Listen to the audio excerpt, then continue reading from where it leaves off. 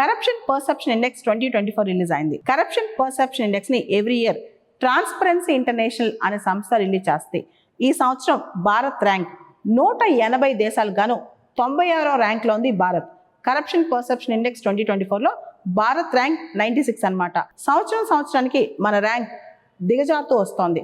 ఇంకా చెప్పాలంటే ముఖ్యంగా కరప్షన్ పర్సెప్షన్ ఇండెక్స్ అనేది 0 to 100 స్కేల్లో కొలుస్తారనమాట.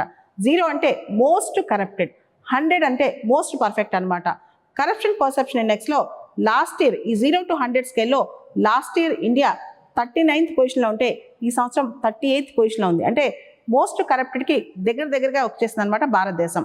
లాస్ట్ ఇయర్ 2023లో ఓవరాల్ ఇండియా ర్యాంకింగ్ 93 అయితే 2024లో ఓవరాల్ ఇండియా ర్యాంకింగ్ 96. అంటే ఇండియా ర్యాంక్ వర్స్ట్ అయింది అనమాట. పాకిస్తాన్ 135 ర్యాంక్, శ్రీలంక 121 ర్యాంక్ ఇలా ఉన్నాయి. బంగ్లాదేశ్ ఇంకా చెత్తగా పర్ఫామ్ చేసింది, 149 ర్యాంక్. చైనా ర్యాంక్ 76 అనమాట. జనరల్ గా కరప్షన్ పర్సెప్షన్ ఇండెక్స్ లో కరప్షన్ చాలా తక్కువ దేశాల్లో స్కాండినేవియన్ దేశాలు ఉంటాయి అనమాట.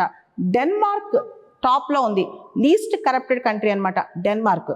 తర్వాత మనం చూస్తే డెన్మార్క్ తర్వాత ఫిన్లాండ్ తర్వాత సింగపూర్, ఇవన్నీ లీస్ట్ కరప్టెడ్ కంట్రీస్ అనమాట.